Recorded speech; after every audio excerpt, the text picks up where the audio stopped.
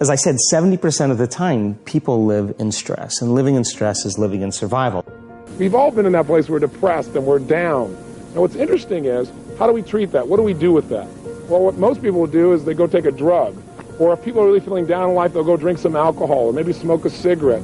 And the definition of stress is when your brain and body are knocked out of balance, out of homeostasis. The stress response is what the body innately does to return itself back to order. But the truth is, if you look at your life and you were to write down all the emotions you experienced in the week, both good and bad, each of those emotions has tied to it a certain way of using your body. And if you keep using your body that way over and over again, you'll keep feeling that way. There's one thing that if you did every single day, no joke, it would make an extraordinary difference in whatever mental health issue you're struggling with, and that is exercise. And the reason you've got to exercise every day is because what we know about human beings is that when you physically move, your physiology changes, and that changes your brain. You've got to detach. You've got to detach from the problems or the stress that you're experiencing so that you can get that perspective of them. Now, there's a couple different types of stress. Now, if it's something that you can control that's causing you stress, well, why aren't you getting control of it? Generally, it's a lack of discipline. So you gotta have the discipline to grab control and make it happen. And when I say you need discipline for that, what that means is these stresses that you're avoiding, they're not gonna go away if you avoid them. So take the discipline to face the stressful situation. Get ahead of it. Don't be afraid of it. Now, there's also stress that's caused by things that you cannot control.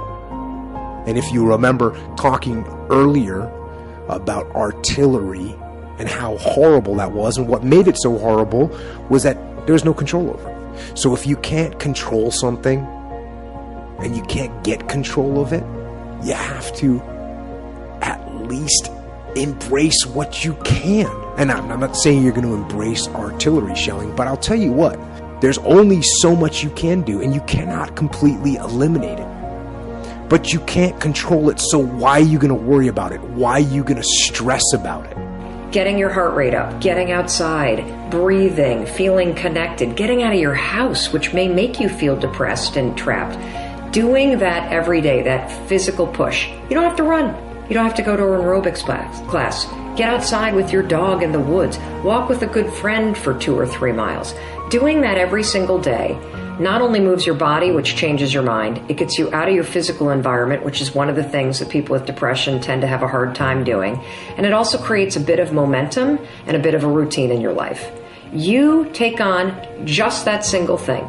Get outside and exercise every single day as if your life depends upon it. Because you know what? It does. Your brain needs it. Your body needs it. Your mental health needs it. Meditation was fantastic.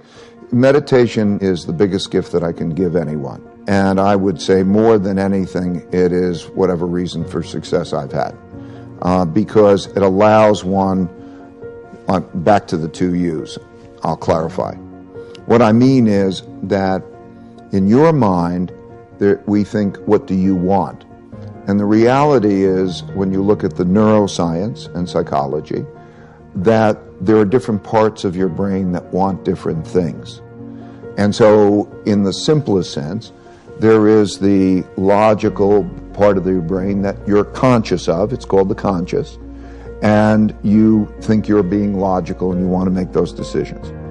And then there's the subliminal, below the limbic system, part of the brain, which is the emotional, and it's not as conscious to you, but it has more of an influence on you than really the logical one.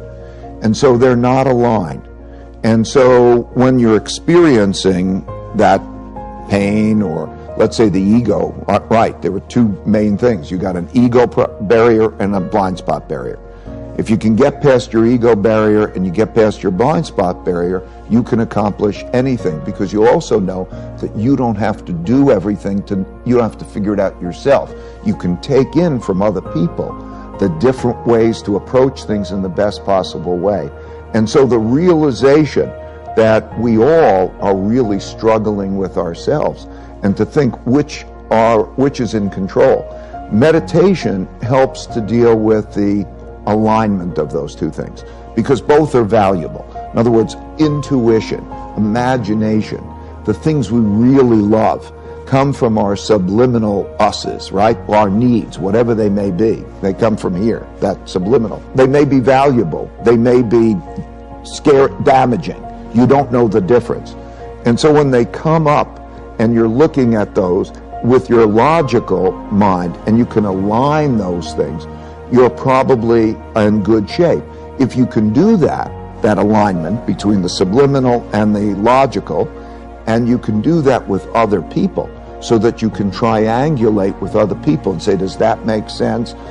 And get alignment.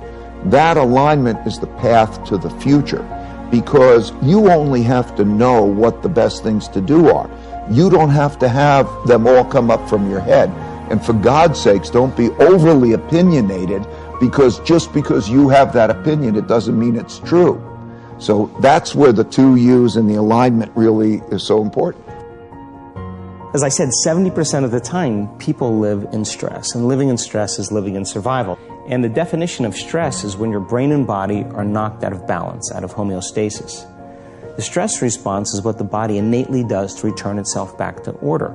When you turn on the stress response and you can't turn it off, now you're headed for a disease, because no organism in nature can live in emergency mode for that extended period of time. It's a scientific fact that the hormones of stress downregulate genes and create disease, long-term effects. Human beings, because of the size of the neocortex, we can turn on the stress response just by thought alone. We can think about our problems and turn on those chemicals. That means then our thoughts could make us sick. So if it's possible that our thoughts could make us sick, is it possible then our thoughts could make us well? And the answer is absolutely yes. So then, what are the emotions that are connected to survival? Let's name them. Anger, aggression, hostility, hatred, competition, fear, anxiety, worry, pain, suffering, guilt, shame, unworthiness, envy, jealousy. Those are all created by the hormones of stress. And psychology calls them normal human states of consciousness. I call those altered states of consciousness. So then we tend to remember those traumatic events more, because in survival, you better be ready if it happens again. And when the survival gene is switched on, you could have 10 really great things that happen to you in your day. And you just have one bad thing that happens, and you cannot take your attention off that unhappy thing, because survival gene is switched on. Many years ago, after the DNA helix was discovered by Watson and Crick, they said the blueprints of life, all diseases are created from genes. Turns out less than 5%, more like 1% of people on the planet are born with a genetic condition like type 1 diabetes or Tay-Sachs disease or sickle cell anemia. The other 95 to 99% are created by lifestyle and by choices. You can take two identical twins, exact same genome. One dies at 51, the other one dies at 85. Same gene, different environment. So all of a sudden they said, we lied. That was wrong. It's not genes that create disease. It's the environment that signals the gene that creates disease. Well, okay. But that's not the whole truth, too, because you could have two people working side by side in the same factory. One gets cancer after being exposed to a carcinogenic for 25 years. Both working for 25 years, the other one has no cancer at all. So there must be some internal order that would cause one person to not get it while another one does. So is it possible then, if the environment signals the gene, and it does, and the end product of an experience in the environment is called an emotion, can you signal the gene ahead of the environment by embracing an elevated emotion? We've done the research on this. We measured 7,500 different gene expressions in a group of people that came to an advanced event for 4 days. And we had them doing a seated meditation, a walking meditation, a laying down meditation, a standing meditation.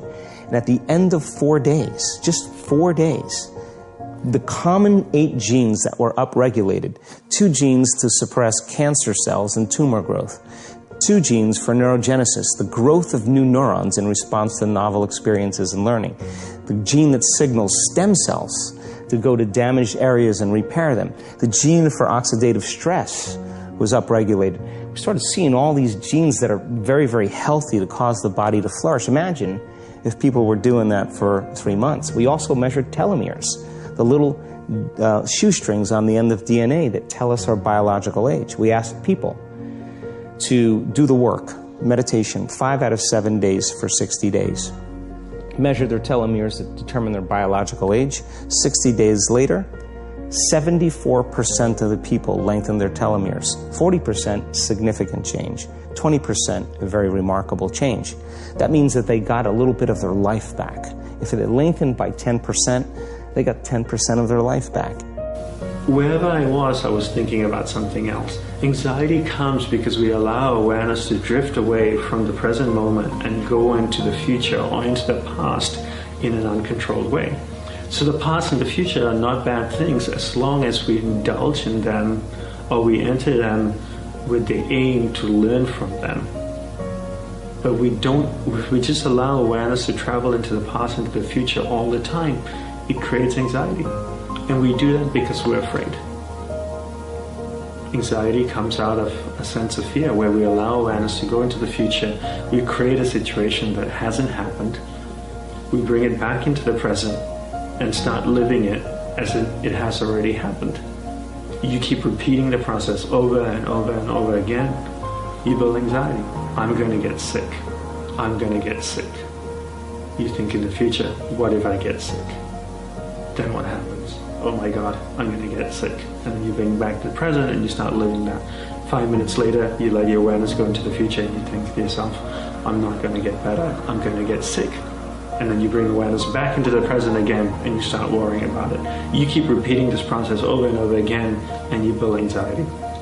So the way to overcome stress and anxiety is to really control where your awareness goes. Every time your awareness goes into the future or into the past in an uncontrolled way, bring it back to the present again.